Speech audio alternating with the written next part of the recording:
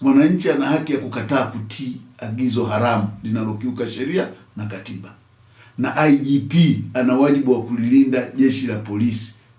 Nadhani kwa hizi siku za karibuni amesikia namna wanavyotaka kusukumiwa hata yale mauaji, kama alisikiliza, hata yale mauaji ya Oktoba. Hawa wanasiasa waliokuwa wakiwasukuma polisi, ukipitia ile taarifa, ukisikiliza taarifa ile ripoti ya Chande, ni kwamba sasa wakaanza kusukumiwa. Ndio unasikia kila mtu hata kama alipewa silaha, matumizi ya silaha ni askari husika.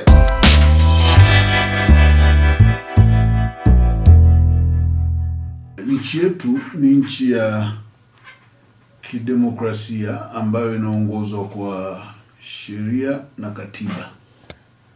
Kwa hiyo mamlaka yoyote au mtu yoyote anapofanya jambo lolote lazima liwe na msingi katika kanuni, sheria au katiba. Lakini ukiangalia muundo wa jeshi letu la polisi, jeshi la polisi ni kamili kisheria jinsi lilivyo, na limekamilika kwa namna yake ya utendaji, uendeshaji na uwajibikaji. Sio idara ndani ya Wizara ya Mambo ya Ndani. Maana nilimsikia waziri anasema yeye ana instrument. Yaani alikuwa anazungumza kana kwamba anaiangalia jeshi la polisi kama kitengo hivi labda cha mawasiliano ambacho anaweza kumsummon IGP na kumpa maelekezo kama anavyoelekeza mfanyakazi wa kawaida. Ile ni makosa. Kwa hiyo kimsingi agizo lile linagusa mantiki ya kikatiba. Nchi yetu katika ibara ya 18, nchi yetu katika katiba yetu ibara ya 18 ya katiba ya Jamhuri ya Muungano wa Tanzania 1977 kama ilivyokuwa ikibadilishwa, ukiisoma pamoja na kile kifungu cha 20 lakini vile vile ukasoma na kifungu cha 30 cha katiba, vyote kwa pamoja utaviona kwamba katiba kwanza inatambua haki ya kutoa maoni. Pili, inatambua haki ya kukusanyika. Tatu, inatambua haki ya wananchi kupata taarifa. Kwa hiyo yani mtu anapokuja na taarifa mbadala anakosoa kwamba kitu hichi kinachokwenda sivyo, sio jambo la kuona kama ni uadui au ni taharuki. Kwa hiyo ni jambo ambalo linalindwa kikatiba na ni haki ya kikatiba. Kwa hiyo uhuru wa kutoa maoni na kujumuika na kushiriki katika shughuli za kisiasa ni haki za kikatiba na sio hisani za mamlaka, katambi au kiongozi wowote wa Chama cha Mapinduzi. Sio hisani. Ni taratibu tumeziweka kama wananchi, na maeneo kama haya ndio niliyotarajia nione sasa nguvu ya msajili wa vyama vya siasa kama kweli yupo. Kama kweli chocheo kina mtu na hiyo ofisi na mtu, ndio eneo tulilotarajia sasa tuone, kwa sababu huyu mtu ana agizo la katambi, sio tu lina frustrate haki za wananchi kujumuika, kufurahia demokrasia na kueneza sera zao kwa vyama vya upinzani, lakini moja kwa moja linaingilia shughuli halali za vyama vya siasa kinyume cha sheria. Lakini tukumbuke, ukisoma vile sheria ya vyama vya siasa kuanzia kifungu cha 11(1)(a), 11(1)(b), 11(4), 11(5), vyote vinaeleza taratibu na namna ambavyo vyama vya siasa vina privilege kufanya mikutano ya hadhara, kufanya maandamano. Maana sasa hizi watu wengi wanafikiri labda maandamano ni uhalifu. Maandamano sio uhalifu, ni haki ya kikatiba na ni moja ya free speech. It's a freedom of expression. Mtu akiandamana, hata akisema anaandamana miezi 3 bila ukomo, ili mradi kuandamana kwake kule ni kueleza hisia zake. Hariziki na uongozi, hariziki na hatua za kiutawala, hariziki na hatua za kiuchumi, hariziki na jambo fulani, hariziki na unyanyasaji unaofanyika kwa namna yoyote, iwe wa kijinsia, iwe wa kidemokrasia. Yoyote anapoandamana ni haki yake, au kukutana ni haki yake ya kisheria, sio uvunjaji wa amani. kama ambavyo wengi zetu wanajaribu kutafsiri au wamejaribu kutafsiri. Lakini kuna kitu nimesikia agizo vile vile analolitoa mheshimiwa huyu ndugu yangu msomi Katambi, ambao nadhani amejielekeza vibaya, labda kwa kuwa na muda wa kufanya cross reference ili kujielekeza sawa sawa kwenye vifungu vya sheria. Yeye hana mamlaka kwanza ya kumwagiza IGP kutekeleza, hana hiyo mamlaka. Anaweza akamshauri, yani kama ambavyo raia yoyote unaweza kaloji complaint. Kama yeye anaishwa nafikiri si sawa sawa, anaeja akailoji kama complaint, ifunguliwe jalada ili polisi ijiridhishe kwa taratibu zake. Sio kuagiza akiwa amesimama bungeni kana kwamba ndio rais wa nchi. Mtu pekee anayeweza kuviagiza vyombo vya ulinzi na visalama kwa tamko vya ulinzi na usalama ni Rais wa Jamhuri ya Muungano wa Tanzania. Otherwise polisi inajitegemea, inatekeleza majukumu yake kwa sheria yake, muundo wake. Wizara imejilink kwa sababu ya civilization, budgeting,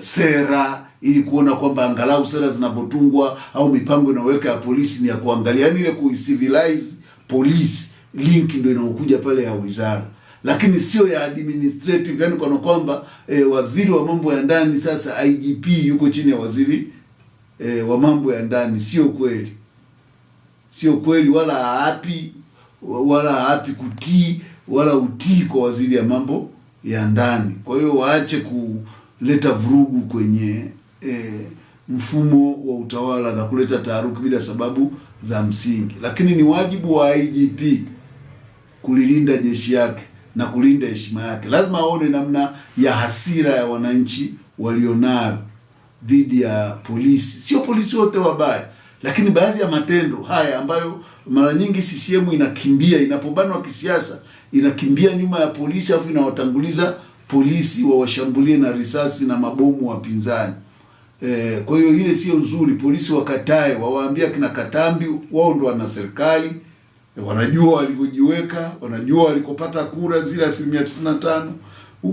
Ujuzi ule waliotumia kupata kama mtu wanaunga mkono na 98%, wanahofu nini kuja kuwaambia wananchi kwamba wasiwasikilize Chadema? Kinachofanyika sicho, badala yake wanarukia mambo ambayo ni kinyume cha sheria. Kwa hiyo Katambi hana mamlaka yawe ya kisheria au ya kikanuni kumwagiza IGP kufanya jambo fulani.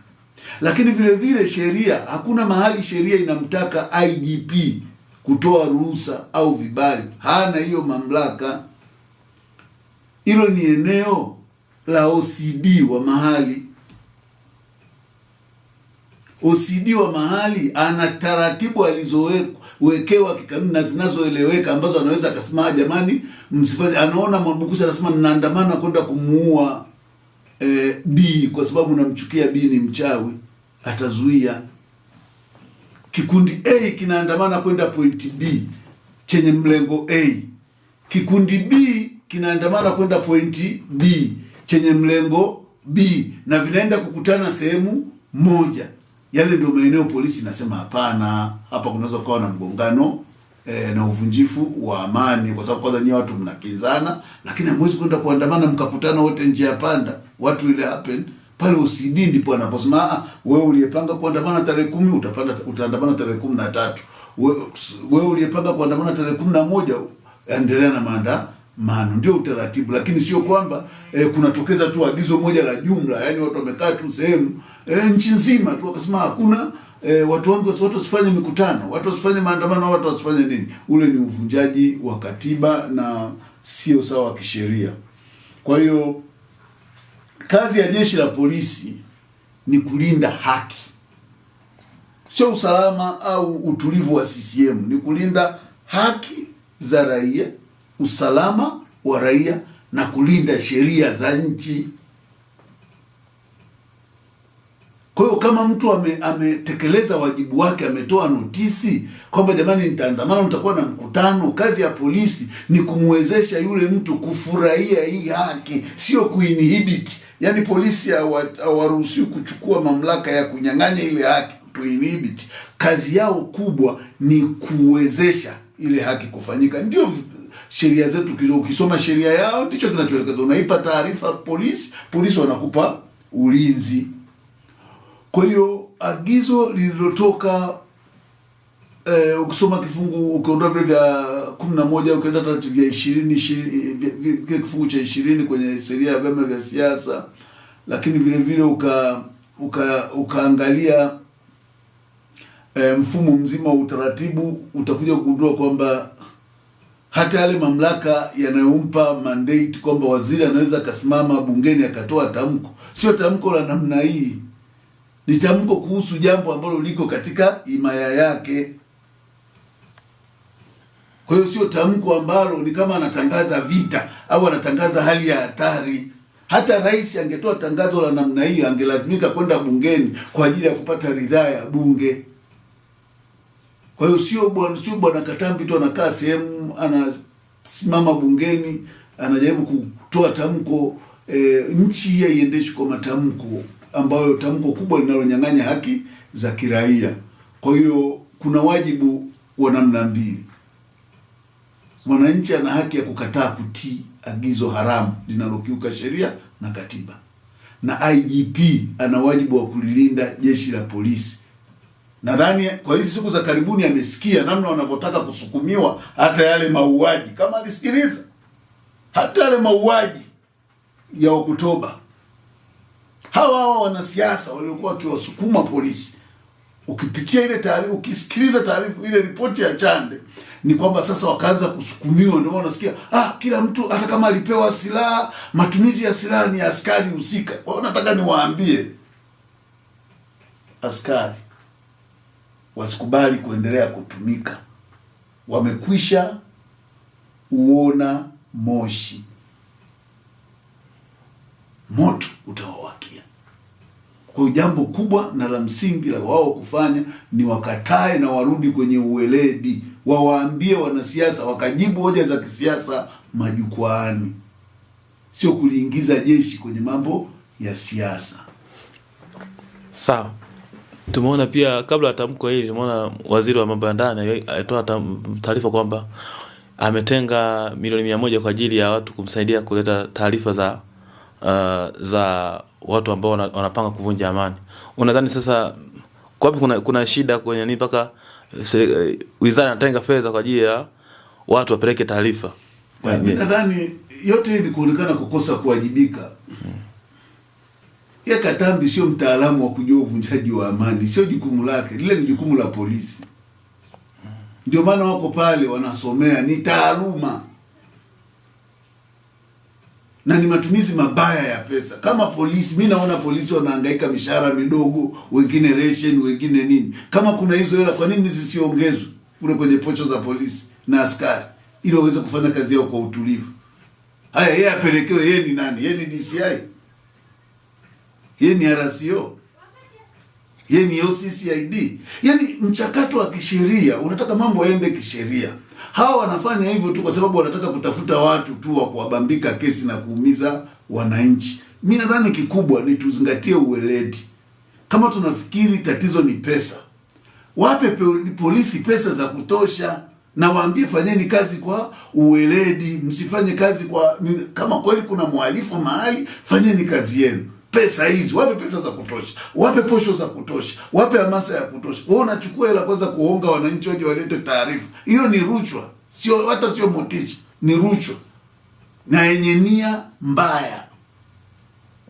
Kwa kitu kikubwa tunachomwambia, kama wana hela ipelekwe kwenye jeshi la polisi na polisi wasaidiwe. Mimi nilichotarajia nimsikie kutoka Wizara ya Mambo ya Ndani ni kutueleza matokeo ya utekaji ambao tulifikiri ni kwa sababu ya uchaguzi yamerudi kwa kasi, watu wanatekwa kila siku. Hatujapata statement yoyote kutoka kwa mtu mwenye dhamana, lakini badala yake anakuja leo anakuambia kwamba anatoa milioni ngapi wametenga kwa ajili ya mtu atakayepeleka taarifa. Atakayepeleka taarifa kwa Katambi ni nani kwenye upelelezi wa jeshi la polisi? Yeye afanya kazi zake za kisera. Hizi kazi za kitaalamu waachie wataalamu. Kama kuna tatizo katika mafunzo, basi akawape hiyo skill alionayo kule chuoni, ili wakitoka wawe wamekamilika. Mawaziri wetu wanatokana na vyama vya siasa. Kauli zao haziwezi kutenganishwa na vyama wanavyotoka, kwa sababu tayari wana mgongano wa maslahi. Ndio maana tunataka jeshi la polisi ling'olewe, lisihusike kabisa.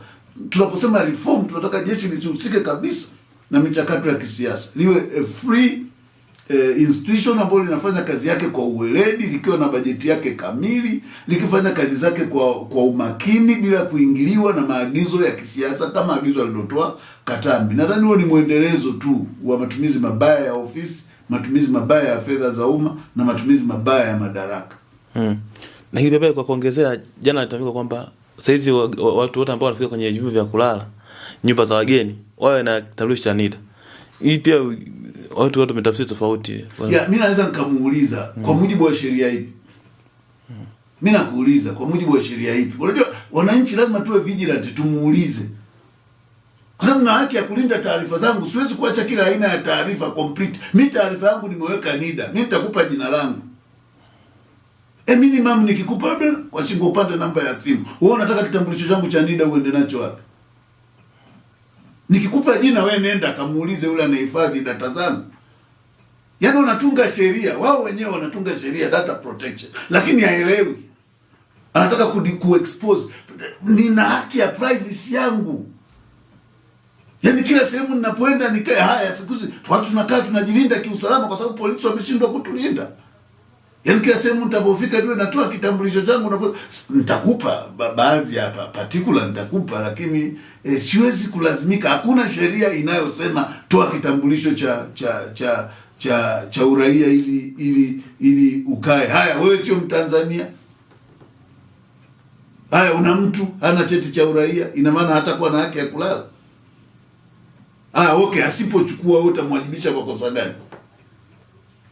Ni kosa gani atakalokuwa ametenda huyo mwenye hoteli ambaye nikifika mimi nikiona ananisumbua nitaenda hoteli nyingine, na ili aendelee kupata wateja wake atasema bwana andika majina yako kama ilivyo ada. Wewe utapungukiwa nini? Haya, asipofanya hivyo huyo mwenye hoteli utamwadhibu kwa sheria gani? Kama sio kutaka kuleta vurugu tu na nani kwenye nchi. Kwa tunachotaka ni kwamba hao viongozi wetu wajifunze, yani waache kupanic.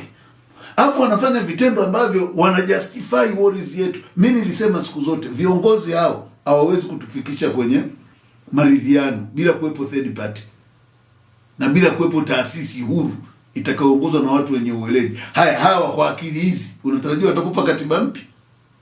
Haya, kwa hizi akili hizi akina Katambi utapata solution ya wapi walikuwa kina Mdude? Kwa akili hizi utapata wapi walikuwa kina Chonchorino? Wapi walikuwa kina Ben Sanan? Wapi walikuwa kina Kangui? Wapi walikuwa akina Soka na wenzake? Juzi wamemchukua David Nkindiko. Na ndio maana nasema kwamba hakuna mtu aliye salama. Uwe ni mwana CCM, hususan wale wanaojulikana wana CCM wanaojulikana kwamba walikuwa wanampenda sana Magufuli. They are not safe. Ndio maana uone ni hii kuindana tu, tunaishi kama shamba la wanyama. Kwa hiyo mimi hoja yangu ni kwamba turudi kwenye utawala wa sheria. Tusiongoze nchi kwa dukuduku, pressure na misukumo ya kisiasa ambayo iko nje ya ile legal framework tuliojiwekea. Na tuwe na watu wanaoweza kusimamia nafasi zao. Ukiwa na waziri asimame kama waziri. Inaumiza sana unapokuwa na watu wana majina makubwa lakini wana maagizo wanayotoa na vitu wanavyofanya. I'm very sorry to say, sidhani kama hata mwenyekiti wa kijiji level ya chini kabisa wana kijiji wanaweza wakamwacha akiwa na level ile ya kuinterpret kanuni na sheria za kijiji. Sisi tunachotaka ni kwamba watu wazingatie sheria. Kama mtu amevunja sheria au wajibishwe kwa mujibu wa sheria. Sio atuongozi kwa hisia na dukuduku lililojaa mioyoni mwa waziri. Kesho anatoa hivi, kesho anatoa tamko hili, kesho anatoa haya. Wewe unasema leo watu watoi. Kuna mtu ameondoka, amesafiri saizi, hayuko kwake wala na hiyo kitambulisho cha uraia, na maana huyo mtu asilale hotelini. Haya, ana leseni. hana kitambulisho sasa cha uraia, hana leseni. Atakuwa amefanya kosa gani? Kwani leseni sio kitambulisho? Haya, hana kitambulisho cha uraia, hana leseni, hana passport. Hicho sio kitambulisho. Ndio nasema mtu asikurupuke. Yaani mtu anakurupuka, utafikiri mtu amechomewa pilipili darini, kwa hiyo amedondoka kwa bahati mbaya. Unapokuwa kiongozi, yani tafakari, unapotaka kuzungumza kitu kinachogusa haki za watu, kama hujijui vizuri, mwambie mtu ngoja tulifanyie kazi. Kwa hiyo hilo naweza nikasema tu kimsingi ni kwamba matamko yote mawili, hilo la pili ndio ultra vires kabisa. Ndio maana nimekuuliza. Haya, mwingine hana vyote, ana cheti cha ndoa, utamtambua? Haya, watambulisho, wanafunzi wenye vitambulisho vya chuo, ana cheti cha uraia, yeye anacho cha chuo tu, hata lala, sio kitambulisho. Haya, mwingine vyote hivyo hana, na barua ya mtendaji wa kata kwamba huyu ni raia wangu, ametoka huko anasafiri kwenda huko. Yaani unajua, we are trying to go to little things, tukijaribu kuionyesha tunafanya kazi, lakini kimsingi hatufanyi kazi. Tunaleta vurugu katika nchi. Hii ni nchi inaongozwa kwa mujibu wa sheria na kanuni na katiba. Kwa hiyo mimi nadhani wananchi wana wajibu. Moja wa wajibu ni kukataa kutii maagizo ya ovyo kama haya ya Katambi, ambayo hayana msingi kikanuni, hayana msingi kisheria, hayana msingi kikatiba.